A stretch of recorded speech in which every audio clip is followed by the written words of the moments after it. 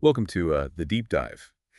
Today we're diving into something pretty incredible, the world of LLMs and their potential to predict the future.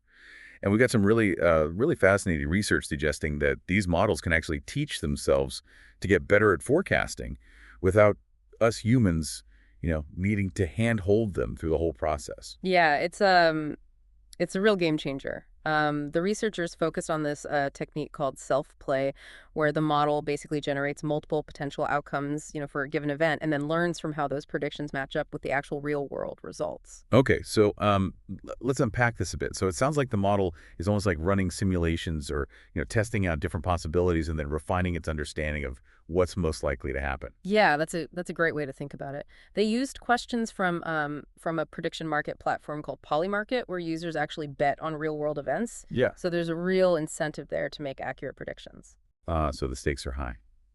And how did these models perform in this kind of high pressure environment? Did they, crack under pressure? Quite the opposite, actually. They used two models, 5414B and DeepSeek R114B. Both are significantly smaller than those, giants like GPT-4, yet they achieved forecasting accuracy comparable to those much larger models. And that's one of the most exciting findings of this research.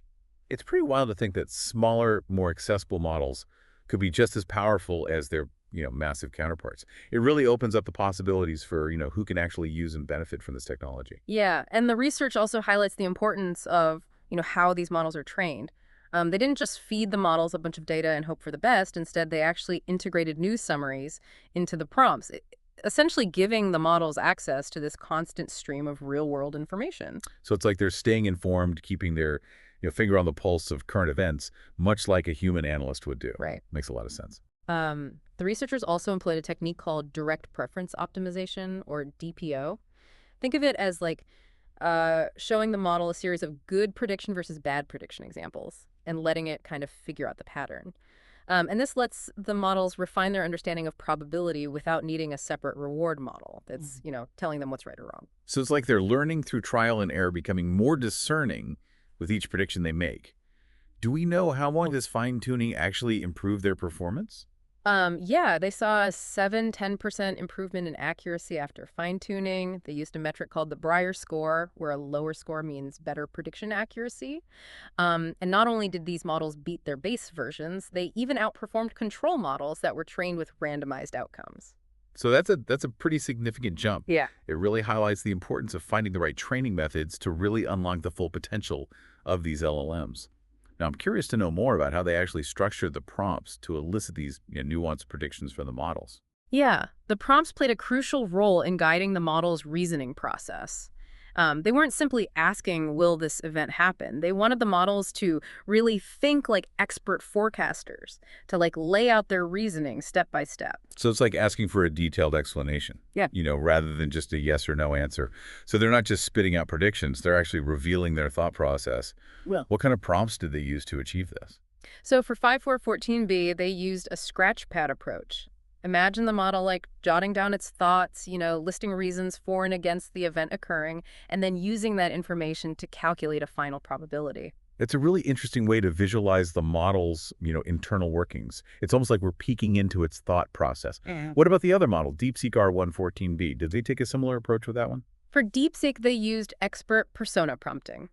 They instructed the model to act as a super forecaster, familiar with techniques used by humans who consistently outperform the average person at predicting future events. So they're essentially telling the model to step into the shoes of an expert, to leverage the same kind of cognitive strategies that humans use to make accurate predictions.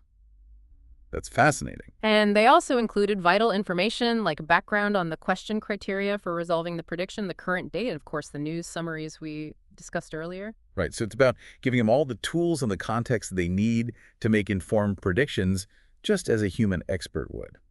What a fascinating approach to training these LLMs. It really does highlight the importance of thinking, creatively about how we train these models. It's not just about brute computational power. It's about finding those clever ways to tap into their potential. Yeah, this research definitely pushes the boundaries of what we thought was possible with LLMs. Hmm. And to think these are still, relatively early days in the field, who knows what we'll be able to achieve with these models as they continue to evolve. Yeah, the potential is truly mind-boggling. Now, to be fair, the research isn't without its limitations. The prediction tasks were focused on binary outcomes. Events either happened or they didn't. There wasn't a lot of room for, nuance or degrees of certainty. So like black and white predictions, no shades of gray. I imagine that's an area where future research could, expand, Right. exploring how these models handle more complex predictions where there are multiple potential outcomes or, a range of possibilities. Right. And it's worth noting that they relied on a specific data set from Polymarket for this study. Hmm. So it's possible the model's performance could vary if they were tested on different types of data or asked to make predictions about different domains. More research is needed to determine how well these findings generalize. Of course, any responsible research, acknowledges its limitations. It's all part of the scientific process.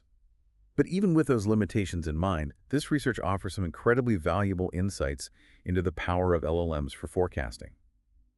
It challenges our assumptions about model size, highlights the importance of, carefully crafted prompts, and demonstrates the potential of self-play as a training technique. It's a reminder that we're only scratching the surface of what these models are capable of. And as we continue to explore their potential, we're likely to uncover even more, you know, surprising and transformative applications. Speaking of surprising findings, we touched on the fact that these smaller models performed comparably to much larger models like GPT-4o. Can you delve a little deeper into the significance of that? What does it mean for the future of AI development and accessibility? Sure. The fact that smaller models can achieve such impressive results has a number of important implications. For one, it suggests that we may not always need to chase, ever larger model sizes to achieve high performance. And smaller models require less computational power, making them more accessible to researchers and developers with, limited resources. So it's like leveling the playing field, allowing more people to participate in the development and application of this technology. This could lead to a more diverse and inclusive AI landscape with contributions from a wider range of individuals and organizations. Yeah, and it also potentially accelerates the pace of innovation. With more people able to experiment with and develop these models, we could see breakthroughs happening at a much faster rate. It's an exciting prospect. Now let's shift gears a bit and talk about the role of news summaries in this research. It seems like a pretty crucial element, giving the models access to this constant stream of real-world information. Yeah, it's very much akin to how humans stay informed. We read news articles, we listen to podcasts, we engage in conversations to keep up with current events. And by integrating news summaries into the prompts, the researchers were essentially mimicking that process for the LLMs, allowing them to stay up to date and incorporate the latest information into their predictions. Hmm. It makes me wonder, how would these models perform if they were cut off from that stream of information?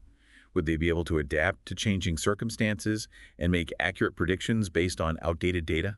That's a very interesting question, and one that future research could certainly explore. It highlights the importance of understanding how these models interact with and learn from, external information sources. It also raises questions about the potential biases that could be embedded in those information sources.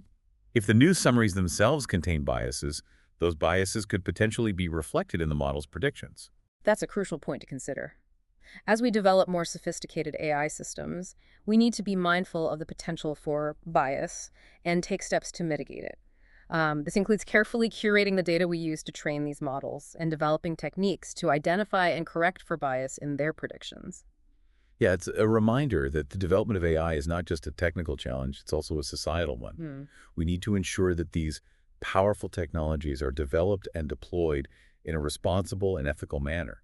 It's a complex issue with no easy answers, Yeah. but it's a conversation we need to be having, as the AI becomes increasingly integrated into our lives. Mm. Now, for our listeners who are eager to delve deeper into this research, what would you suggest as a starting point? Well, the research paper itself is publicly available, and it provides a very detailed account of their methodology and findings. Mhm. They were very thorough in documenting their process, so it's a great resource for anyone who wants to understand, the technical intricacies of their approach. And for those who maybe want to explore the theoretical underpinnings, the concept of direct preference optimization is a fascinating area of research in its own right. There's a lot of exciting work being done in that field, exploring how we can train AI systems to align with human values and preferences. Hmm. And for the more hands-on learners out there are a number of open source LLMs available that people can actually experiment with. You could even try replicating the results of this research, see if you can train a model to predict events from, polymarket data. Yeah, that's a great way to get a practical understanding of how these models work and to explore their potential for yourself. It's amazing to think that we now have access to these powerful tools that were once, you know, the exclusive domain of large research institutions and tech companies. It really is. It's a testament to the rapid pace of progress in the field of AI. And as these tools become more accessible, we can expect to see even more innovation and creativity in how they're used. This research has certainly opened my eyes to the possibilities of LLMs for forecasting.